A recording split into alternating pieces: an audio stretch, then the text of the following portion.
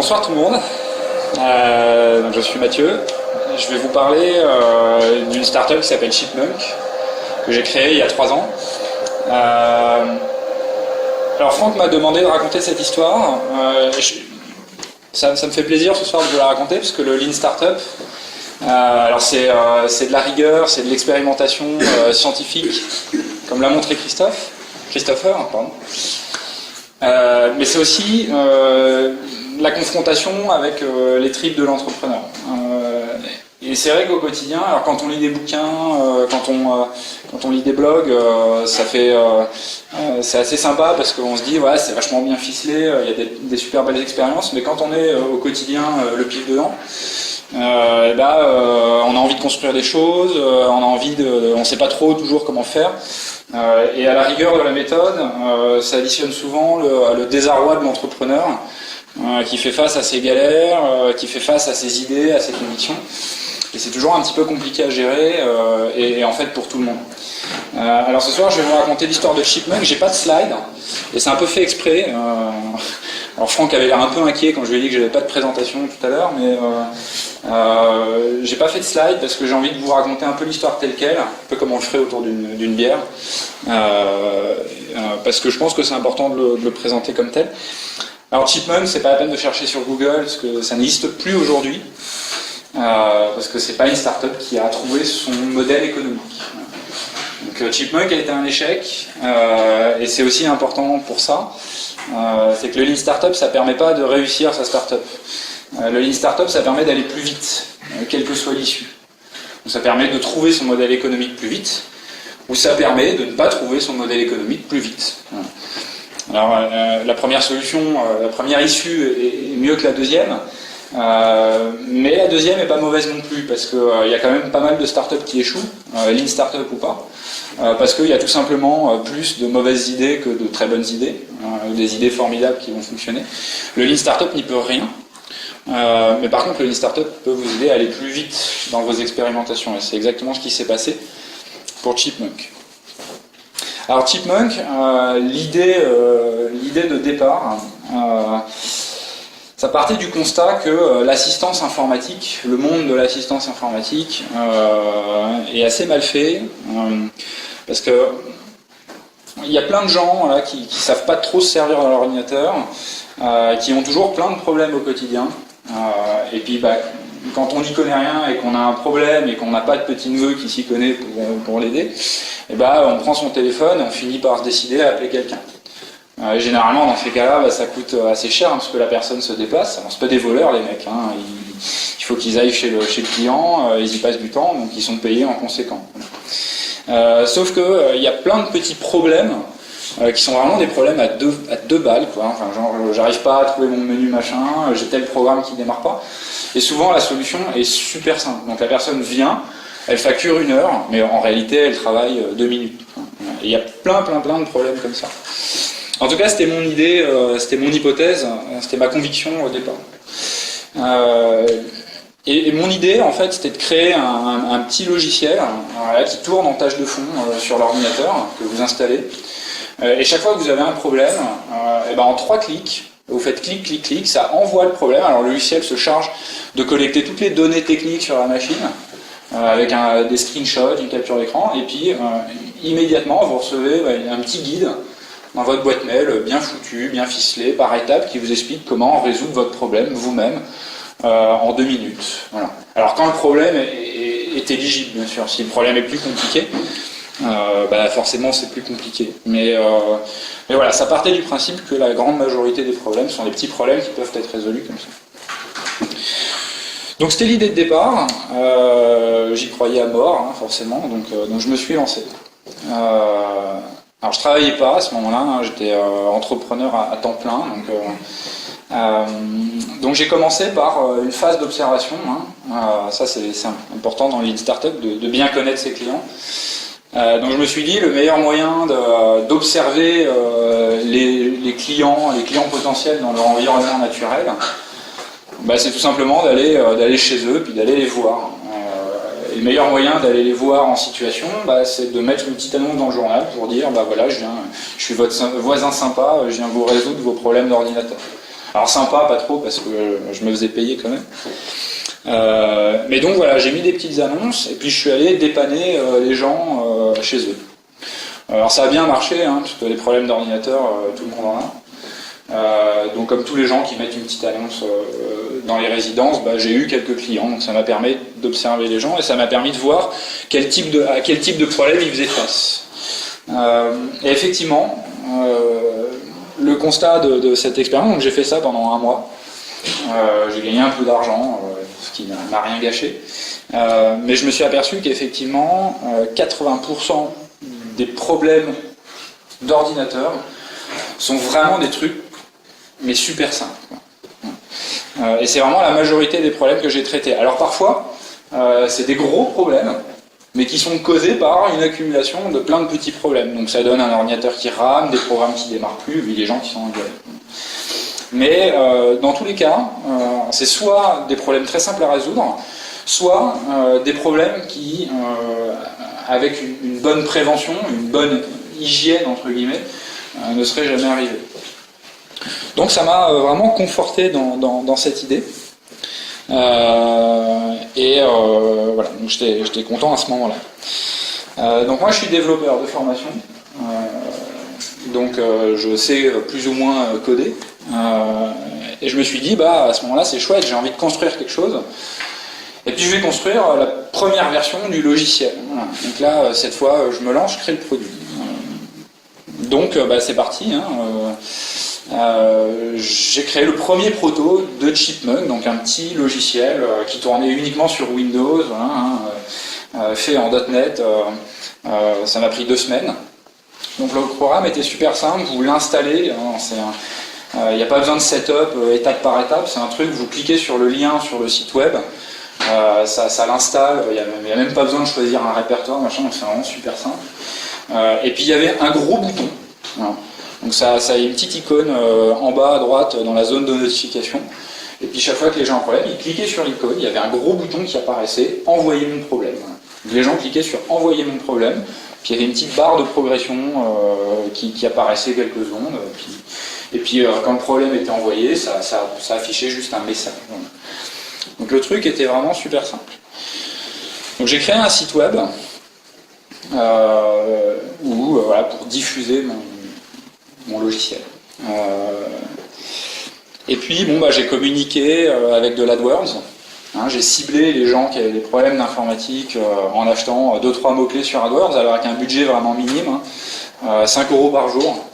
Alors 5 € par jour, ça me rapportait une cinquantaine, entre 40 et 50 hits par jour sur le site. Donc c'est des mots-clés qui sont pas chers du tout, dépannage informatique, assistance informatique. Si vous mettez hôtel, Gare Montparnasse, vous devez payer un petit peu plus cher au clic. Mais là, assistance informatique, c'était quelques centimes par clic, donc ça ne coûtait pas grand-chose. Et pour 5 € par jour, ça me permettait de commencer à générer du trafic sur mon site. Donc à partir de là, j'ai mis en place un peu mon entonnoir d'acquisition.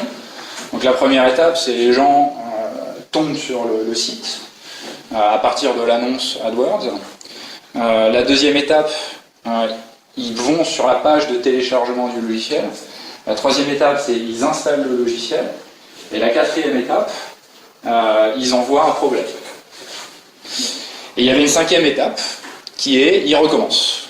Donc une fois qu'ils ont envoyé un problème, dans les jours qui viennent ou dans les semaines qui viennent, ils envoient un second problème. Donc je mets en route le site internet et puis je commence à jouer un peu avec mes campagnes AdWords. J'obtiens ce qu'on appelle le click-through rate, le CTR, c'est le taux de clics par rapport au nombre de fois que l'annonce a été vue. Donc j'arrive, en jouant un peu avec AdWords, à optimiser ma campagne, à générer un CTR de 3,54%, ce qui n'est pas trop dégueulasse pour une annonce AdWords. Et puis quand les gens arrivent sur ma page web, j'essaye d'optimiser le site pour les encourager à télécharger le logiciel. Alors je ne vais pas trop rentrer dans les détails, mais j'ai fait un petit peu d'A/B testing. Mon site était fait avec WordPress.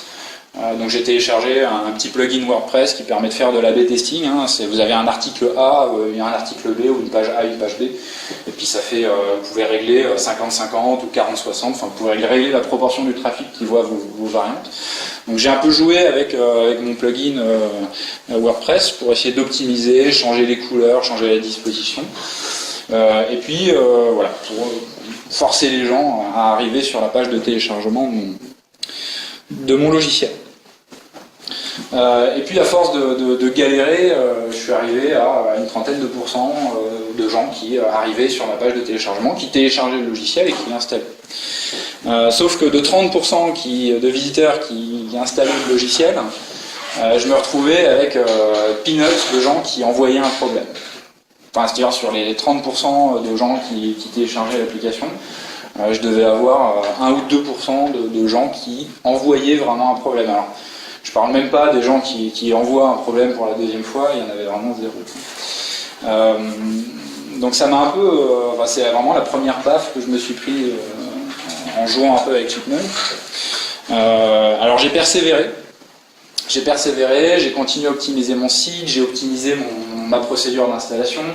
Je me suis dit, les gens ils comprennent pas, c'est trop compliqué, ils savent pas ce qu'ils vont recevoir, ce qu'ils vont obtenir, donc j'ai tenté de l'expliquer. Je me suis fait mal pour essayer d'optimiser le truc. Rien à faire, ma métrique de soumission de problème ne bougeait pas. Donc un matin je me suis levé et puis j'ai pensé à me suicider. Et je me suis dit que en fait c'était bête, il fallait que je comprenne un petit peu ce qui se passait. Et puis je me suis dit, bon, on va oublier le logiciel, et puis on va procéder autrement. J'ai remplacé la page de téléchargement de mon logiciel par une grande page, un grand formulaire, avec marqué en gros, vous avez un problème d'ordinateur, n'importe lequel, vous envoyez ce formulaire. Et le formulaire, il y avait 3 champs.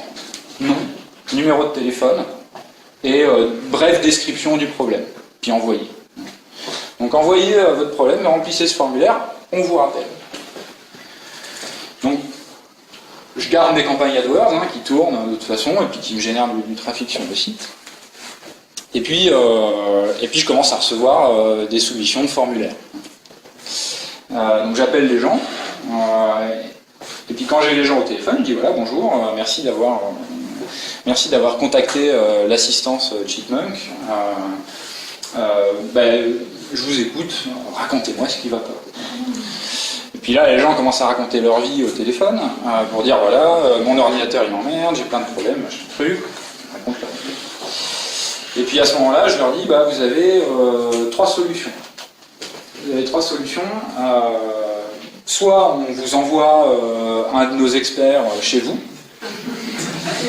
qui va venir vous aider à résoudre votre problème, et puis ça vous coûtera 50 € de l'heure plus 20 € de frais de déplacement.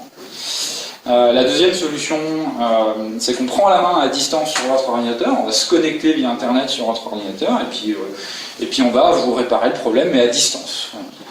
Et puis ça vous coûtera un forfait de 30 €. Et la troisième solution, oui, parce que j'avais un pricing à 4 € par solution, je ne l'ai pas dit tout à l'heure.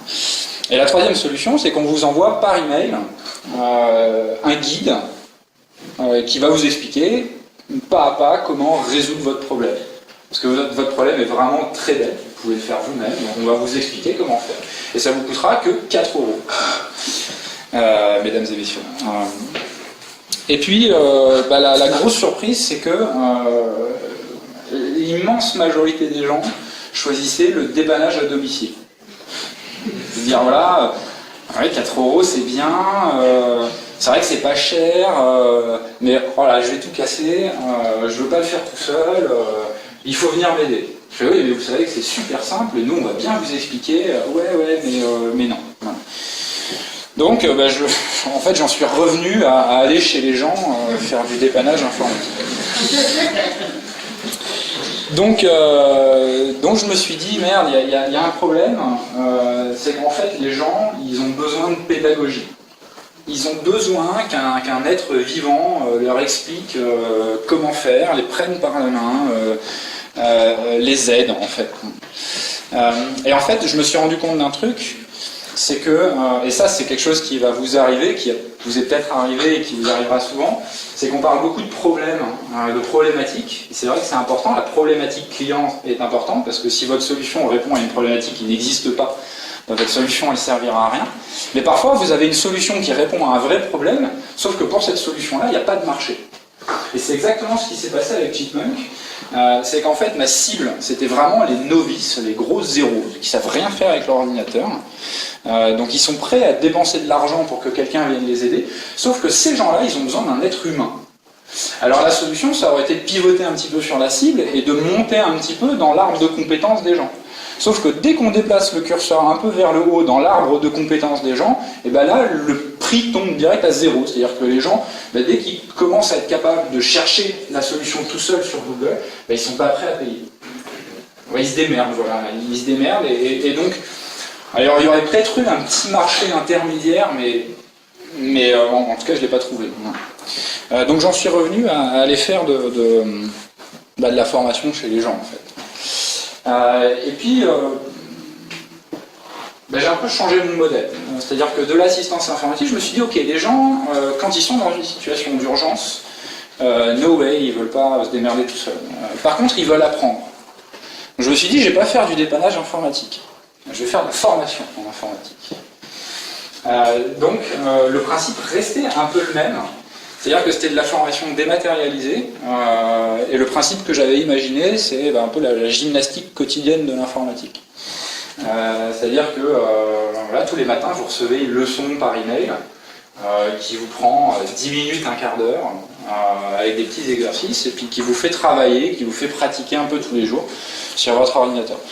Et puis le programme des cours s'adaptait en fonction de ce que vous faisiez sur l'ordinateur. Donc si à un moment le programme remarque que vous faites pas mal de Word, il va vous donner plus de cours sur Word.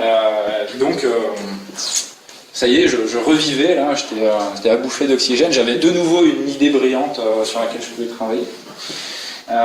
Et puis j'y suis allé. Donc cette fois, je me suis dit, j'ai retenu la leçon, je me dis, je vais pas perdre mon temps à coder un truc, je vais faire les leçons à la main. Voilà. Donc j'ai refait un site web, j'ai continué à driver du trafic dessus, alors j'ai modifié mes mots-clés, cette fois c'était plus de dépannage informatique, c'était formation, cours d'informatique, alors j'ai même ciblé sur certains trucs, cours de bureautique, cours de machin, et puis ça m'a amené quelques personnes. Et puis, j'avais en permanence, alors j'avais fait une version d'essai gratuite, ça c'est le truc un peu classique qu'on fait quand on a peur de faire payer les gens, c'est qu'on fait une version d'essai gratuite. Donc j'ai fait une version d'essai gratuite, histoire de me dire, voilà, je vais quand même avoir des utilisateurs qui reçoivent mes leçons, donc le but c'était de faire une période d'essai gratuite de 2 semaines, et puis après ça passait à 30 € par mois. Ce qui est moins cher que des cours d'informatique quand quelqu'un se déplace chez vous. Et j'avais en permanence, voilà, à force, alors pareil, du travail d'optimisation, du travail d'AdWords, le nez sur les métriques, du Google Analytics, des trucs. Christopher l'a expliqué tout à l'heure, donc c'est un petit peu le même principe. Sauf que là, on est vraiment sur de l'acquisition, on n'est pas sur de l'utilisation interne. Et puis, voilà, donc en permanence, une trentaine d'utilisateurs qui recevaient mes emails. Alors je vous raconte pas le temps que ça m'a pris parce que tous les matins il fallait que je me lève et je passais la matinée à rédiger des cours d'informatique. Alors il fallait que je prenne de l'avance pour le lendemain. Mais au moins les cours que je rédigeais, ils étaient déjà rédigés. Donc les nouveaux utilisateurs qui s'inscrivaient, qui voulaient suivre le programme, les cours étaient déjà rédigés. Mais j'envoyais vraiment les emails à la main. Et puis, alors j'avais pas codé de produits proprement parlé, mais j'avais quand même codé 2-3 trucs pour avoir des métriques, des indicateurs qui se connectaient à Google Analytics. Et en gros, ça me disait exactement le pourcentage d'utilisateurs qui lisaient mes mails, le pourcentage d'utilisateurs qui se désinscrivaient. Donc j'avais vraiment mon entonnoir avec mes métriques. Donc même sur un faible volume d'utilisateurs, vous n'êtes pas obligé d'avoir 40 millions d'utilisateurs pour avoir des métriques, même sur un petit nombre, ça reste intéressant, vous pouvez le faire. Et puis il s'avère que j'avais une quarantaine de pourcents des gens qui ouvraient mes mails. Puis à force d'optimisation, je suis passé à une cinquantaine de pourcents, mais c'était pas non plus super brillant. Et surtout, le plus grave, c'est que passé la première semaine, cette métrique-là tombait à 5%. Je parle même pas du nombre de gens qui passaient la période d'essai gratuite. Donc voilà, repériode de doute. Qu'est-ce qui se passe?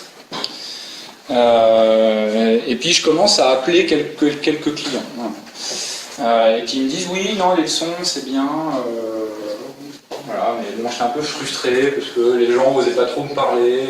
Je sais pas, ils pensaient peut-être que je voulais leur vendre un truc.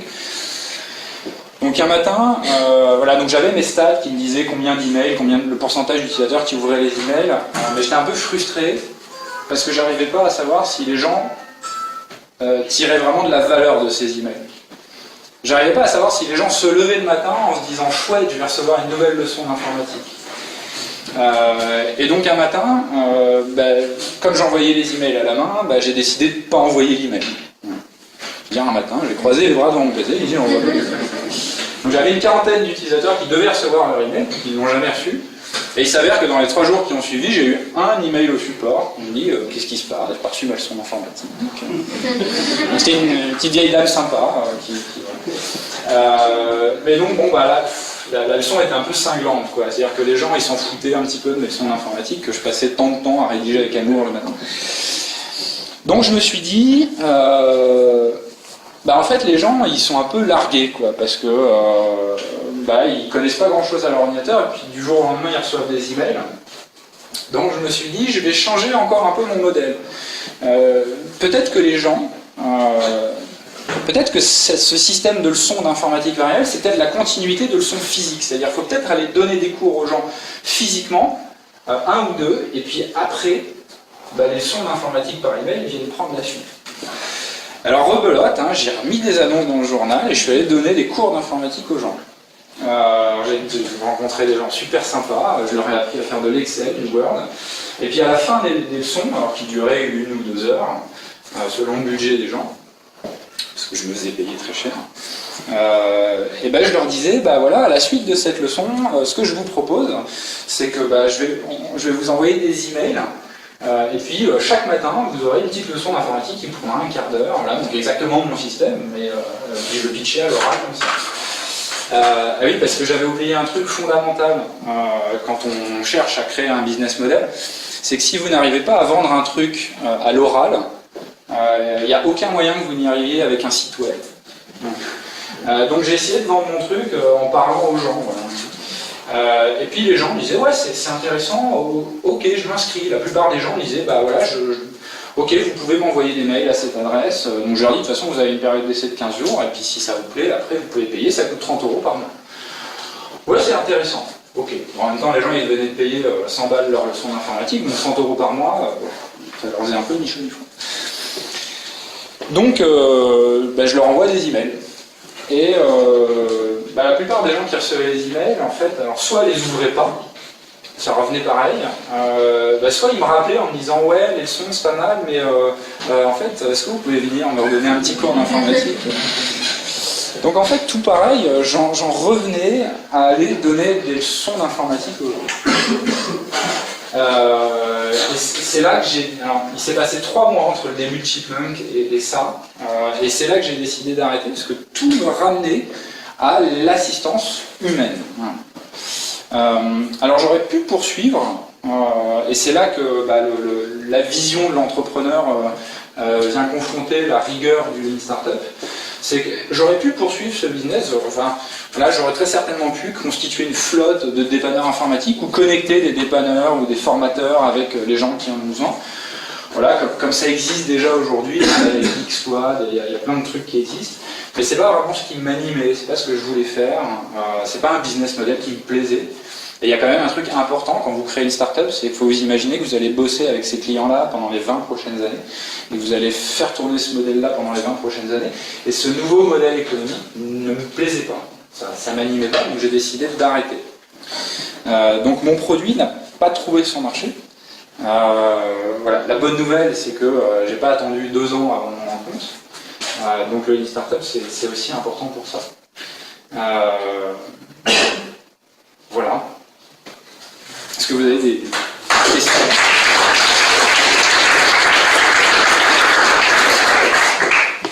Oui.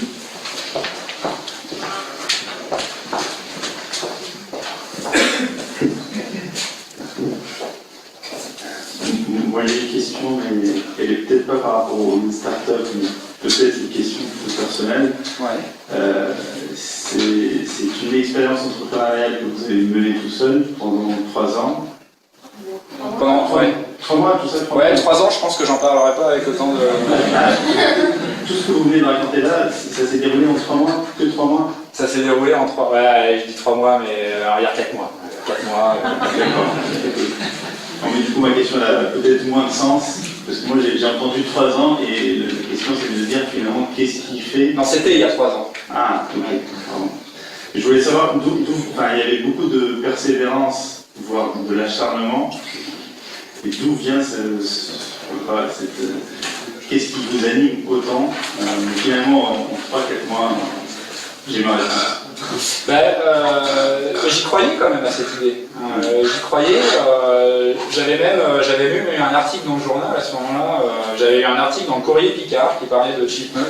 Alors dit comme ça ne fait pas rêver, mais j'étais content avec mon article dans le Courrier Picard. Ça m'avait amené des appels. J'étais fier comme tous les entrepreneurs. J'étais amoureux de mon idée, alors tout en restant dans la réalité du test. Mais j'y croyais vraiment. J'y croyais vraiment, et puis quand on crée sa start-up comme ça, il y a la famille, il y a les amis, on a quand même des choses à prouver, et puis il y a quand même un tabou de l'entrepreneur qui dit que si on abandonne, on est glopette, et ça pèse quand même pas mal. Donc je me suis quand même poussé, parce que j'y croyais, parce que je me suis dit, c'est pas la première difficulté qu'il faut abandonner le truc. Donc, ce qui m'a fait changer, ce qui m'a fait pivoter, ce qui m'a fait changer mes hypothèses, mes idées, ce sont vraiment les preuves concrètes, quoi. Je m'arrangeais pour avoir des preuves concrètes du terrain, de la réalité, et je voulais surtout pas changer en me disant ouais c'est pas une bonne idée, parce que des hauts et des bas il y en a eu beaucoup, et il y en a de toute façon toujours beaucoup, mais c'est pas parce qu'on se lève le matin un jour un peu déprimé qu'il faut arrêter le truc. Il faut l'arrêter si on se rend compte, en faisant l'expérience, que dans l'état, ça ne peut pas marcher. Donc il a fallu que je me donne les moyens pour avoir ce feedback-là, et c'est vraiment ça qui m'a fait arrêter. Mais il y avait quand même beaucoup de passion derrière, comme tous les entrepreneurs d'ailleurs. Question aussi un peu personnelle. Oui. Quand vous avez décidé d'arrêter, parce que le business model qui aurait pu convenir finalement vous n'aimez pas, est-ce que vous aviez déjà en tête une reconversion? Et si oui, au bout de combien de temps, et qu'est-ce que vous avez fait derrière? Alors, entre Chipmunk et entre l'assistance et les cours, ou alors, après au bout les des cours 3 mois, vous avez décidé d'arrêter Chipmunk? Non, les 3 mois, c'est 4 mois. 4 mois. Mais 4 mois, c'est Chipmunk, donc l'assistance informatique et la formation. C'est les deux. Oui. Donc la question, c'est quoi, pardon? Et là, vous continuez quoi aujourd'hui, du coup? Aujourd'hui, ça, j'ai complètement arrêté. Ça, vous avez tout arrêté. Ouais. Et vous saviez déjà ce que vous alliez refaire derrière, ou vous avez arrêté en disant bon, c'est pas viable, en tout cas les business models possibles ne me conviennent pas? Alors, il y a deux questions en une en fait qui sont un peu intéressantes. C'est entre l'assistance informatique et la formation. L'idée du programme de formation qui s'adapte tout seul, c'est vraiment dans la semaine qui a suivi l'arrêt de Chipmunk, et j'ai bu une bière avec un pote et je me dis tiens, ça serait sympa de faire ça. Et puis en plus j'ai fait le lien avec l'apprentissage que j'avais généré en rencontrant les gens, donc j'ai décidé de partir sur ça. Et après progresser en informatique, donc la formation, j'ai complètement arrêté le truc. Alors après j'ai fait du coaching startup, j'ai fait de la formation startup. Aujourd'hui j'ai d'autres idées. Je suis investi dans d'autres startups à côté, voilà. Mais plus du tout sur le même thème. Ça m'a un peu refroidi des novices en informatique. Du coup, maintenant quand ma grand-mère me demande de l'aider, je lui dis non.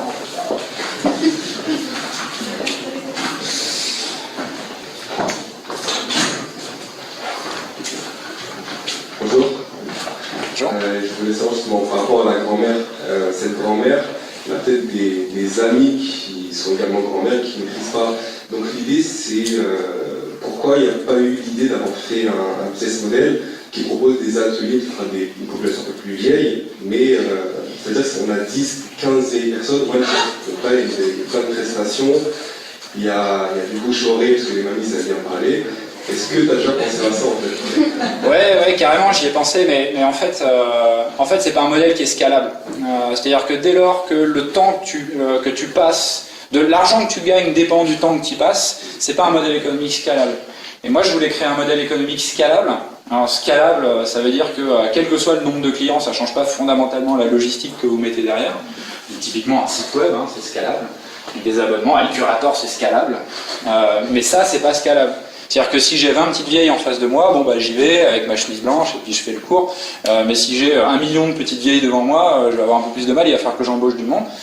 Donc ça peut devenir une très belle entreprise, mais c'est pas scalable. Et moi je voulais créer quelque chose de scalable, le reste ne m'animait pas vraiment. Mais ça aurait été possible, je suis d'accord, ça a été vraiment un choix personnel, j'ai décidé d'arrêter le truc. Ça aurait été 50 millions de petites vieilles.